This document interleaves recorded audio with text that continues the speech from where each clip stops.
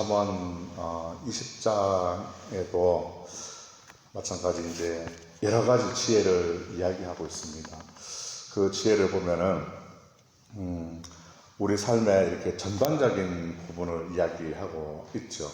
오늘 우리가 말씀을 한번 읽었듯이 또 우리 입술, 우리 말, 우리의 이렇게 어떤 사람을 새겨야 되고 또 보증에 관한 것도 나오고 또 이렇게 게으름에 대해서도 나오고 저울에 대해서 나오고 또 이렇게 화내는 것 이런 것에 대해서 많은 부분의 전반적인 부분에 대해서 나옵니다. 그래서 이 중심적인 내용을 보면은 이제 20장은 또 사람은 신중하고 또 인자한 마음을 가지고 진리를 행하면서 하나님만 의지하라는 말씀이 됩니다. 그래서 이제 이 20장은 그러니까 하나님만을 의지하라고 이렇게 말씀드릴 수가 있겠습니다. 자, 이렇게 20장은 여러 부분에 대해서 걸쳐서 이야기하고 있는 것처럼 하나님은 이렇게 우리의 모든 부분들을 자세하게 살피시는 감찰하시는 하나님이다 볼 수 있습니다. 자, 이렇게 모든 것을 살피시는 하나님 앞에서 우리는 어떻게 살아가야 될까? 그러니까 성도의 삶은 어떻게 살아가야 되는지 우리에게 지혜로운 삶을 가르쳐 주고 있습니다. 오늘 4절을 먼저 한번 보시면은 게으름에 대해서 이야기하죠. 게으른 자는 가을에 밭 갈지 아니하나니 그러므로 거둘 때에는 구걸할지라도 얻지 못하리라 그랬습니다. 게으른 자는 가을에 밭을 갈지 않는다고 합니다. 왜 이제 게으르면은 가을에 밭을 갈지 않을까요? 이 이스라엘은 사계절 중에 보면은 봄과 가을이 아주 짧습니다. 그래서 계절은 이제 우기와 건기로 나눠지는데 우기는 겨울이죠. 그리고 이제 건기는 여름인데요. 이제 가을은 이제 10월과 11월인데 이때 이른비가 내려가지고 건기 동안에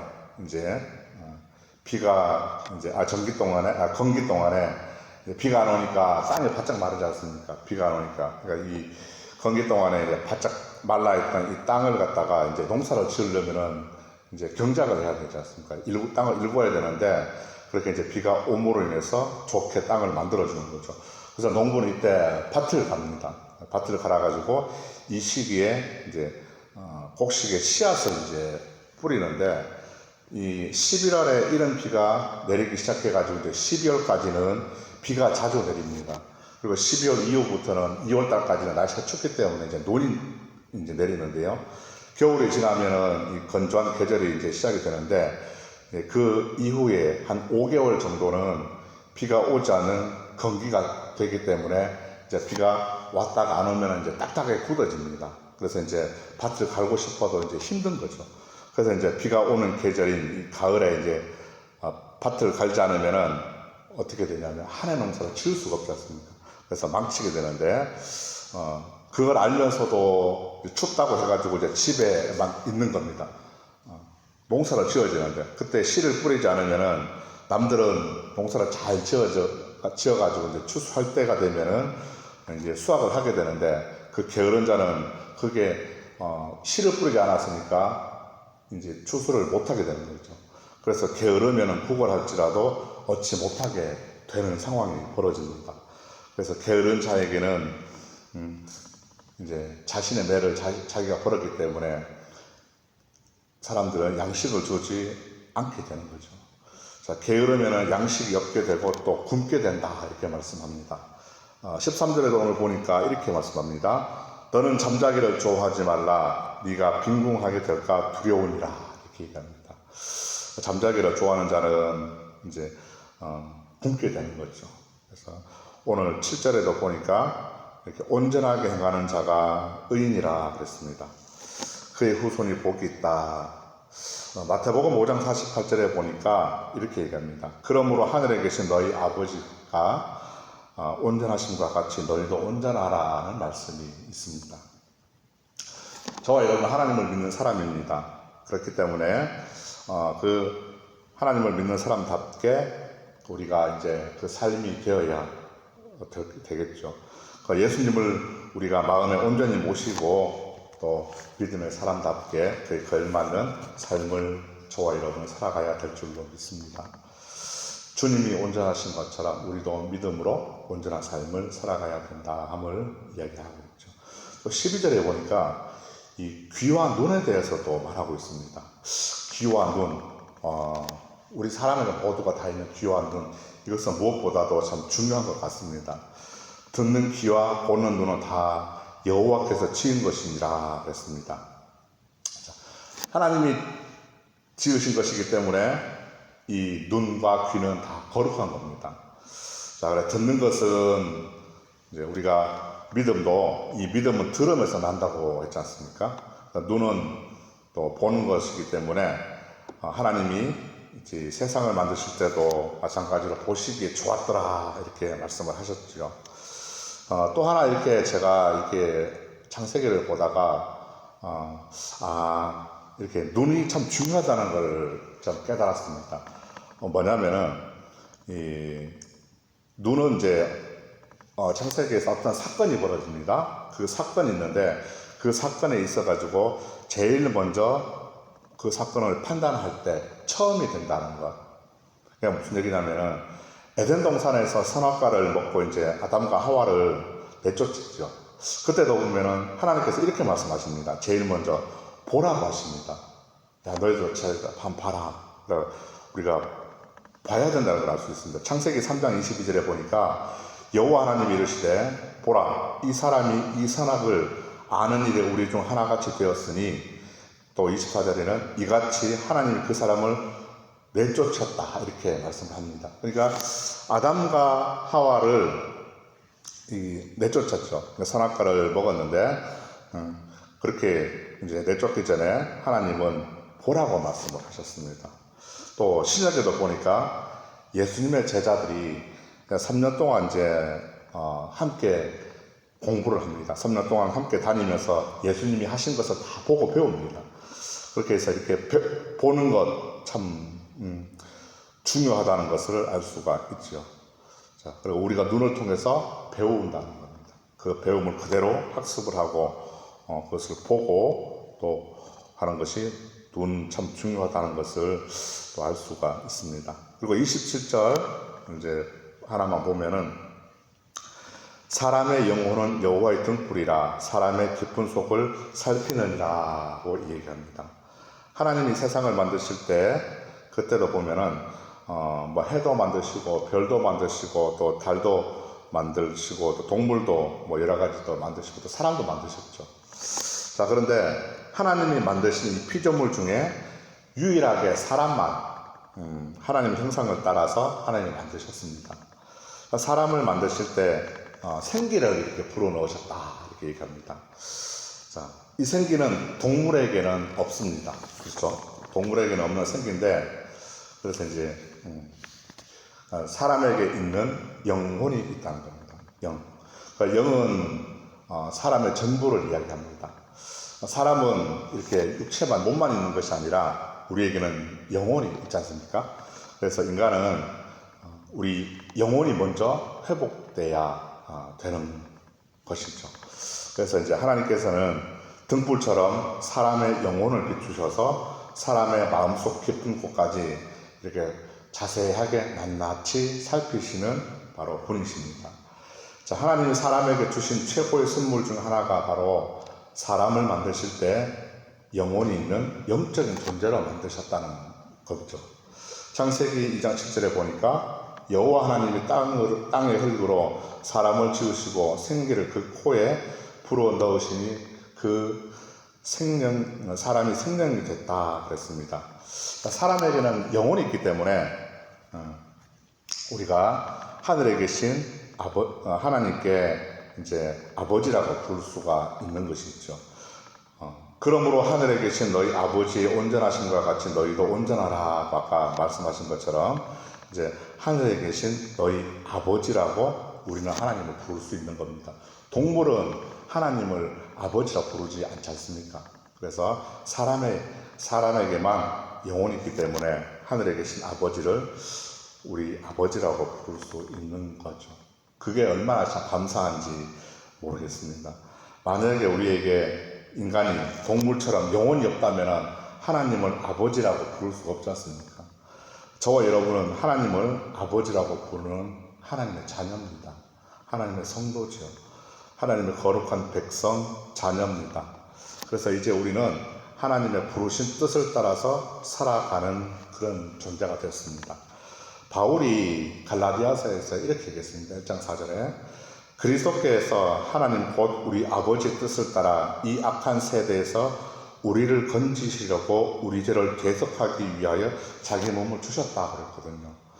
이 악한 세상에서 저와 여러분을 건지시려고 우리의 죄를 대신 사해 주시기 위해서 주님은 우리를 구원하시기 위해서 자신의 몸을 내어주셨습니다. 그러므로 우리는 우리를 대속해 주신 그 사랑의 값을 해야 되지 않을까를 생각했습니다. 그 사랑의 값. 예수님이 우리를 구원해 주셨으니까 이제는 우리가 주님만을 바라보고 또 주님을 의지하면서 주님의 뜻을 따라서 살아야 될 줄로 믿습니다. 자, 저와 여러분 안에는 소중한 게 있습니다. 바로 하나님이 우리에게 풀어 넣어주신 그 생기, 하나님 형상이 있죠. 그래서 이 형상이 하나님의 말씀과 기도로 거룩해 줄 수 있다고 디모데전서에서 4장 5절에 바울이 이야기했습니다. 거룩하신 하나님께서 저와 여러분에게 거룩하신 하나님 형상을 우리에게 풀어 넣어 주셨습니다. 그렇게 하신 하나님의 뜻이 있는 줄로 믿습니다. 그 뜻이 무엇일까요? 우리 안에 있는 하나님 형상으로 인해서 하나님의 모습이 세상에 나타나기를 원하시는 줄로 믿습니다. 요한복음 12장 45절에도 보니까 나를 보는 자는 나를 보내신 이를 보는 것이니라 이렇게 얘기했습니다. 자, 예수님을 보는 것이 하나님을 보는 거라 말씀을 하십니다. 내 안에 하나님 형상이 있기 때문에 우리를 통해서 있는 하나님의 모습, 하나님을 닮은 거룩한 성품이 이 세상에 나타나야 될 줄로 믿습니다. 그래서 어제 제가 오후에 말씀 같이 나눈 것처럼 너희는 세상의 빛이다, 너희는 세상의 소금이라고 말씀하신 것처럼 그 이유가 결론은 너희 착한 행실을 통해서 하나님께 영광을 돌리기 하기 위해서라고 말씀드렸지 않습니까? 주님께서도 말씀하셨듯이 그래서 우리는 우리의 모습을 통해서 우리의 성품을 통해서 하나님을 나타내는 사람이 되어야 될 줄로 믿습니다. 하나님이 지으신 귀로 하나님의 거룩한 말씀을 듣고 또 눈으로 하나님 지으신 이 세상의 아름다움을 보면서 하나님의 자녀는 하나님을 찬양할 수 있는 삶이 되어야 할 줄로 믿습니다. 오늘도 우리는 듣는 귀와 또 보는 눈을 지으신 거룩하신 하나님의 뜻을 따라서 하나님의 거룩한 형상을 세상 속에 나타내고 또 회복할 수 있는 하루가 되기를 소망합니다. 기도하겠습니다.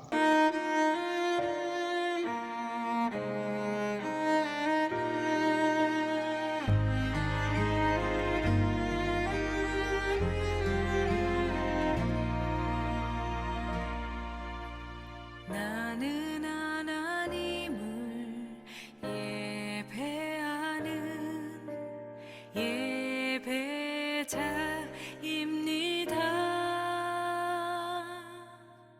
내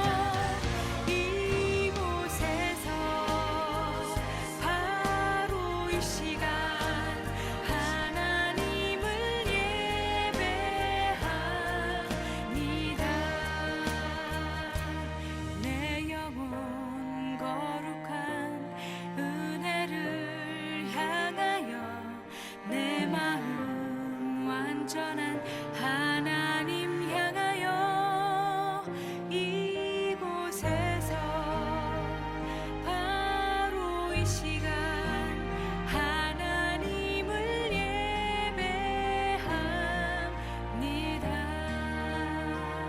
이곳에서 바로 이 시간